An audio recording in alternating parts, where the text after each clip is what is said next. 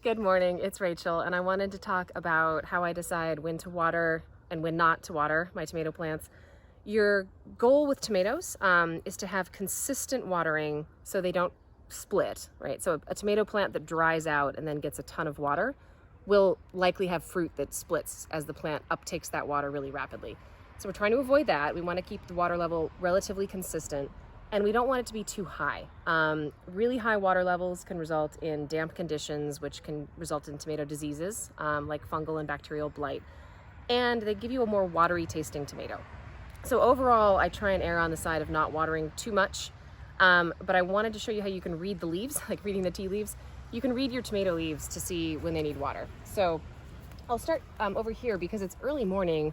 I actually have some Gatoschen, which is the plants squeezing out a little bit of water right at the edges of their leaves. And that's a sign that they have sufficient water. And just looking at this plant in general, I mean, this is a really healthy, happy, well irrigated plant. I don't need to water this one.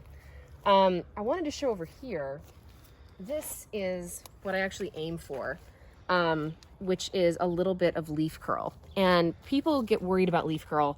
There are diseases that can cause it, but a healthy plant, and this one you can see has green leaves. If it was getting drought stress, you would see some beige edges on the tips of the leaves, just the very outer parts.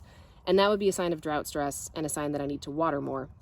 The leaves just curling up like this is the plant conserving water and reducing its rate of transpiration or water loss through the leaves. And that's good. That's a healthy plant. That's just a resilient plant that knows how to handle a little bit of heat, and that's what we want. If you look up the plant here, the leaf curl stops kind of right about here, and all of these guys are not curled up. So typically a healthy leaf curl will be curling upwards, the leaves will be green, and it'll be concentrated on the bottom of the plant. So this guy is kind of what I like to see, which is it's showing a little bit of effort to conserve water, but it's generally healthy and happy. This one has almost no leaf curl, and in fact, it also has some Gatoschen. So this plant, for whatever reason, maybe because it's shorter and it doesn't need as much water, it has maybe even a little bit of excess water. So I'm definitely not watering this one. This tomato is more leaf curl than I like to see. It's leaf curled all the way up to, well, even this one about here.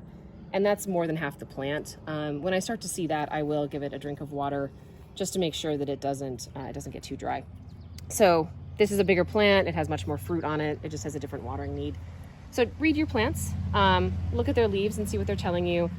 If the leaves go yellow, you've watered them too much, and they're actually having trouble taking up nutrients because their roots don't have enough oxygen and they can't get the beneficial fungi and bacteria in the soil to help them because you've drowned them.